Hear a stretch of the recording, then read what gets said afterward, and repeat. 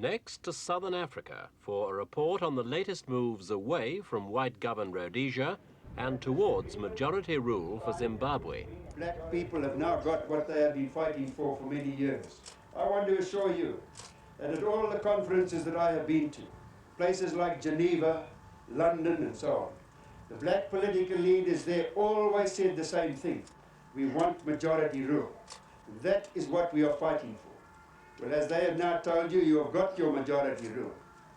Why is it necessary to go on fighting? Premier Ian Smith spelling out his feelings about what he believes to be the biggest threat to the country's future, the damaging guerrilla campaign that's sniping away at Mr. Smith's plans for an internal settlement. I think if I was sitting at home in front of my fire, I wouldn't venture out in a day like This bush walkabout campaign last month was one of the white Rhodesian leader's opportunities to try to convince his fellow countrymen, white or black, that the power-sharing agreement he signed earlier this year really is working. And when he meets the people like this, Mr. Smith has a lot of explaining to do.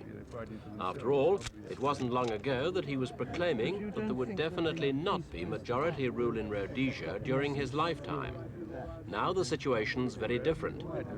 He's committed to majority rule, and he's personally pledged to stand down as leader, both by the end of the year.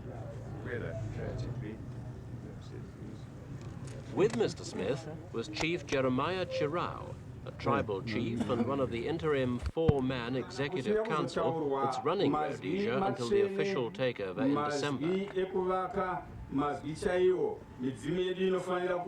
Chief Chirau's objective in meeting the rural Africans was the same as Mr. Smith's, to explain that the guerrilla campaign was no longer necessary and to call on his audience of border tribesmen not to aid the guerrillas but to back the peaceful internal settlement.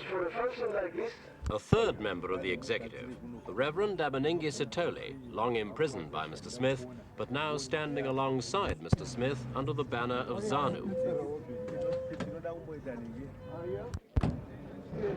The fourth member of the executive was missing. The propaganda mission had been boycotted by Bishop Abel Muzorewa, the president of the United African National Council and the most influential of the three black moderates backing Mr. Smith's internal settlement. Bishop Muzorewa was reported to be angry at the dismissal of one of his closest colleagues, Byron Hove, a lawyer who was the new black co-minister of Justice and Law and Order. Hove had spoken out, claiming controversially that the white government was bent on keeping blacks out of the better jobs in the police force, the judiciary and the civil service. Hove's dismissal caused an uproar among Africans. And though Muzorewa himself felt aggrieved, he didn't withdraw from the Executive Council. The issue strained the fragile alliance, but it didn't break up.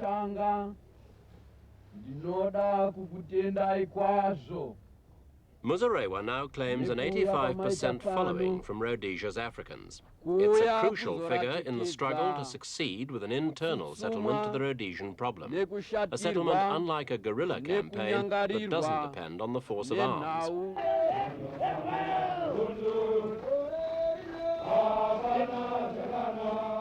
The question of who controls security has been a major stumbling block, one that hasn't been settled even now. There's no shortage of African recruits, though, as Mr. Hove said, few, if any, have made it to top jobs.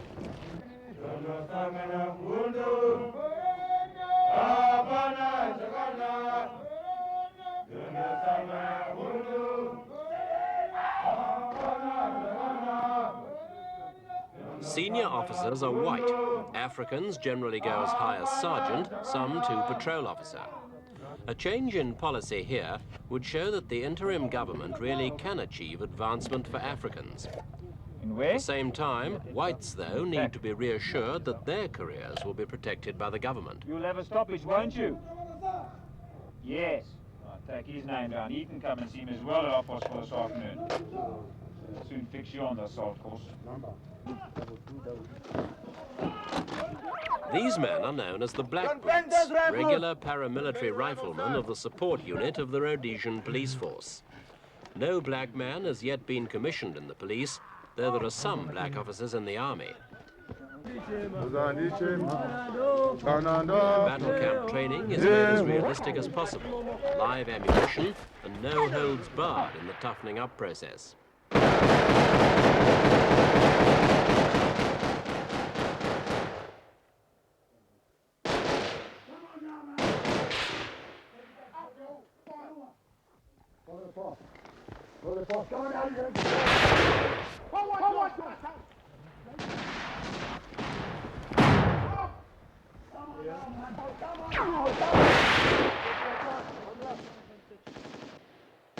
I want you to charge. Do you understand? Assault. Now watch out for these grenades. Now down her.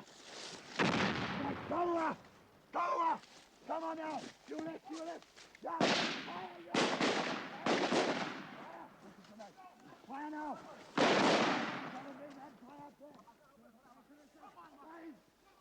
Change your magazine. Shut it out now.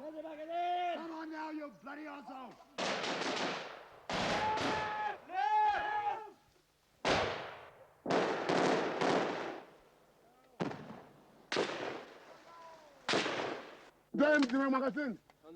The NCOs are bullies. They have to be.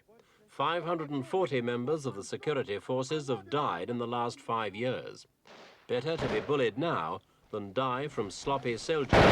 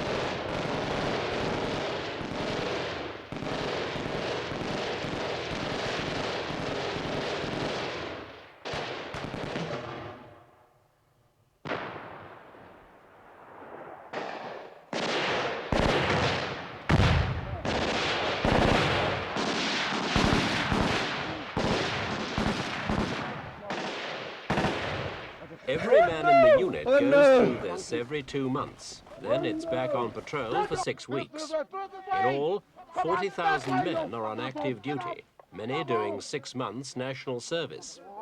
Do you understand? Keep going. Come on, up, there, right up there. Right up there. You must say go, go. Come on. Come on, go. Come on, go now. Get up. Move on. Get up! Shout Wonder! Wonder! Come on, get out! Come on, up! Come on, you grow! Lady also! Come on now! I can't fit you. Up! Away! This is the real thing. A camp 40 miles into the bush, manned by a crack unit the army calls its fire force. Weeks after the transitional government offered a ceasefire and the guerrillas turned it down, the violence here's as bad as it's ever been. Regular patrols go out intercepting guerrillas and frequently wiping them out. But the guerrilla leaders simply put more and more men into the field. Despite the odds and realizing a guerrilla foe is one they can't hope to beat, the men's morale's remarkably high. We joined this patrol of the Rhodesian African Rifles when they went to check out a report of landmines on a road 15 miles away from camp. It's a routine assignment. Landmines are a daily hazard.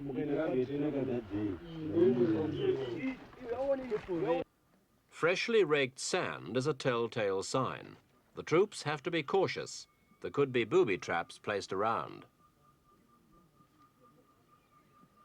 Then, from 20 yards back, they pull gently on a wire they've hooked onto the mine.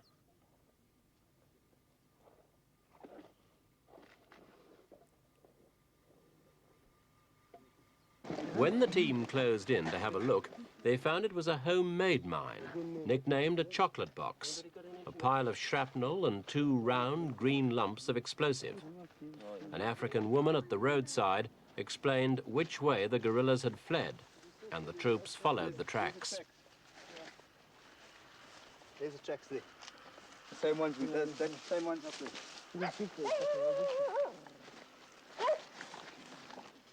It was a typical patrol.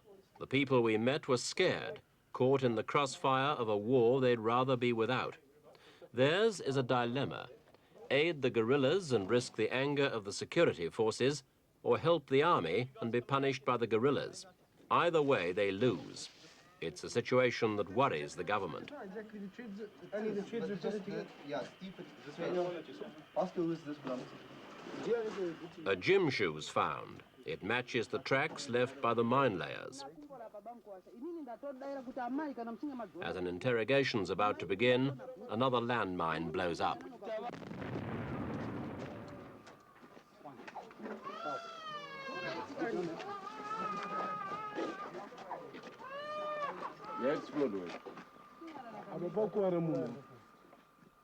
The woman's marched off for questioning, but it's too late to catch the guerrillas, who've had all night to escape.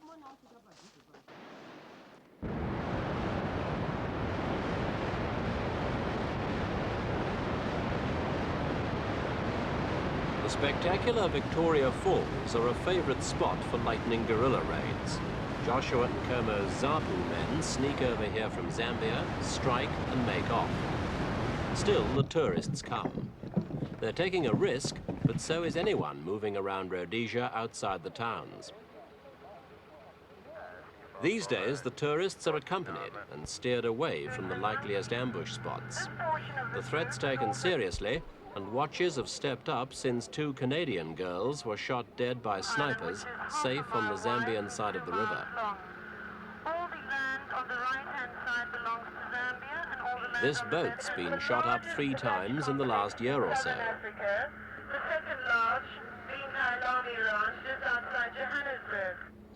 Now the tourist boat cruises as close as possible to the Rhodesian bank, but it's still operating in the front line of this guerrilla campaign.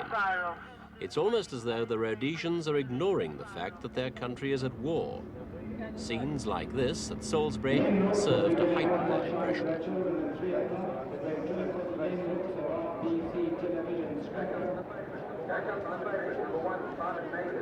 In theory, the white man's grip on Rhodesia has been slackened by the internal settlement.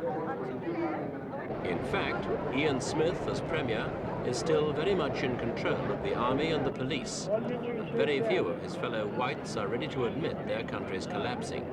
What sort of confidence have you got in the future of this country? Absolute confidence. You don't think it's collapsing? Not at all. I think there's a risk of collapse, but I think with the goodwill that everybody's showing, I think there's a very good chance that it will come off. We don't think Rhodesia's about to collapse? No, I don't think so at all. I don't know why we should think that at all. We've had no indication that there's going to be any fear of Rhodesia collapsing. What about the war that's going on? Don't you notice the war? Yes, I've got a son in the war. Doesn't that make a difference to you? No, I don't like the war. It's the one part I don't like, but it's essential. It's to protect such people that Mr. Smith pins his hopes on an internal settlement.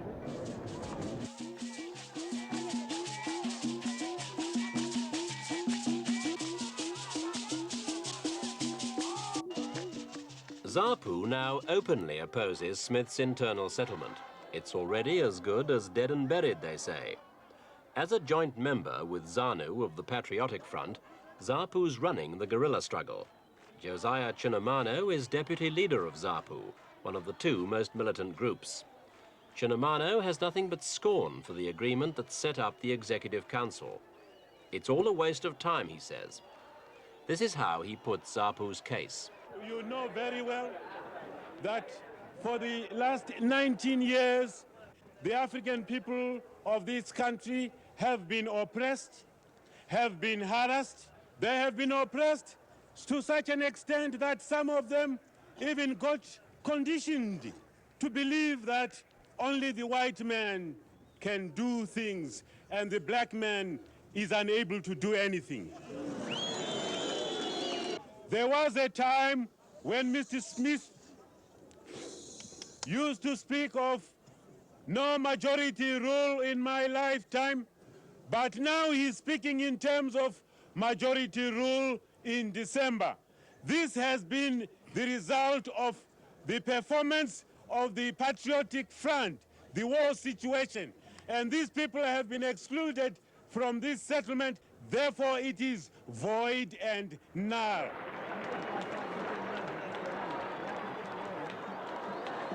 So Rhodesia is still fighting old battles. It's not simply black versus white anymore.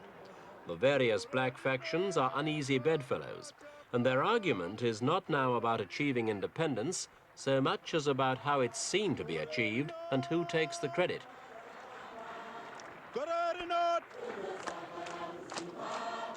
It's 6 months before the sun goes down on Rhodesia to rise over a new Zimbabwe, and it's likely to be the most crucial half year in the history of the country.